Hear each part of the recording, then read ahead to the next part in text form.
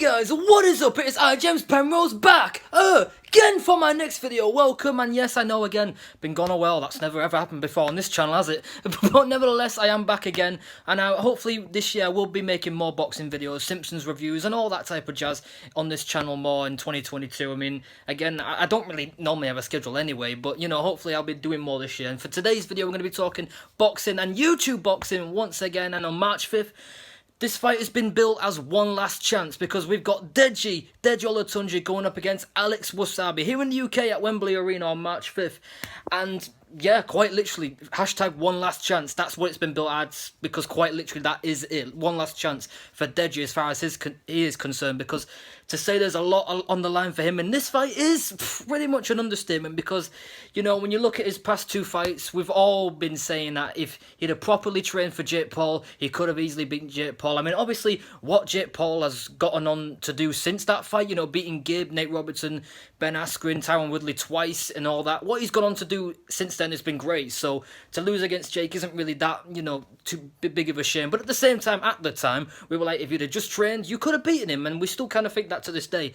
And then fast forward to last year in the Vinny Hacker fight, where again we all said the same thing: just train your ass off, go out there and perform, and you'll get the dub. And little did we know, he actually gassed out quicker than the Jake fight. It took him, like, he even took a knee after, you know, a minute break when the round started, you know. And honestly, man, it was painful to watch. It was sad. And again, all we ask this time from Deji is that he does train his ass off, and hopefully he will get the dub this time. But it's safe to say this is more than boxing for Deji in this fight. It's more than just going into the ring and trying to get a win. It's proving to the world that he can work hard, that he does have a great work ethic when he wants to use it, and can go on to do great things. And I mean, and this is for himself, you know, this one, it's for him.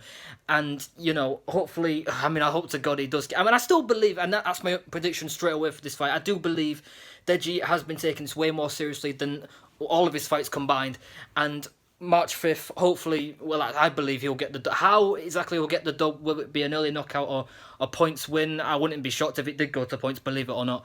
And when you look at Alex Wassabi, when realistically doesn't really have anything to lose in this fight. I mean, the guy that everyone's been clowning, saying is just complete trash, he got knocked out by Fuzi in sparring. And, you know, but the one thing about Alex Wassabi is that his fitness is on point. Like, whether just like it or not, like, we've all seen him, you know, doing little training montages here and there. You look at him and you're like, oh, you know what? He's got good fitness. He's got good cardio. You know, he looks cool in the ring. And, you know, that's not going to be an issue for Alex, I don't think, going into this fight. Gassing out, obviously, the worry is, will Deji gas out again? And will it be quicker again? Hopefully, to God not. And it's in the UK, the atmosphere is going to be awesome. Alex Wassabi is going to get booed out big time out of the building.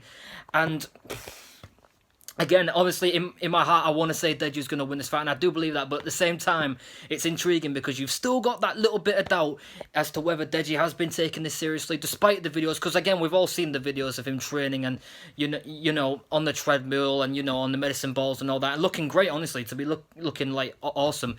But at the same time, you're kind of there like, oh, could it just be for the camera? Is he doing that off camera as well? I mean, I'd like to think he is, and all we can ask from Deji is that he goes in there in this training camp and in this fight 100% committed and gives it his all. Even if he does take another L, the real W is that he's come out looking better and has shown that he can work hard if he puts his mind to it. And that's the main thing. Again, bigger than boxing this is. But my official prediction is that Deji is going to win this fight, and I'm going to go either a points win, a unanimous decision for Deji, or a late stoppage for Deji. I mean, I kind of hope Deji does take his time this one and doesn't just go out take the centre of the ring in the first round and just start going all guns blazing with no technique whatsoever and just start throwing haymakers. Because Alex Wassabi, his game plan is probably to be more composed, to be the one that's going to be more relaxed, use his jab, double it up, and use his right hand to follow through with it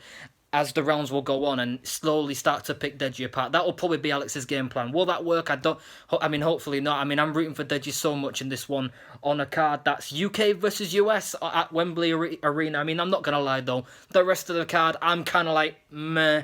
You know, I'm just like, whatever. I mean, Deji's the only fight I really care about. It was a shame that we didn't get Gibb on this card, but, you know, it is what it is. Austin doesn't appear to want the fight with Gibb, but you know, that's another story. But here's to Deji, hopefully getting the dub on March 5th, and then hopefully can go on for more fights on this year. But again, it's safe to say Deji loses again, and if he hasn't been taking this seriously again, yeah, done, finished, over, shouldn't be in the ring again. At this point, it's like, well, you're too much of an easy fight now, what's the point? But hopefully it won't come to that, and hopefully Deji does get the win. What do you think? Do you think Deji has been training, actually hard for once, and he's actually going to win this fight? Or do you once again think that, ooh, this could kind of go tits up? But leave your thoughts and comments down below, and yeah, tell me what round you think it'll be a points win for either guy, or a stoppage for either guy. You let me know in the comments.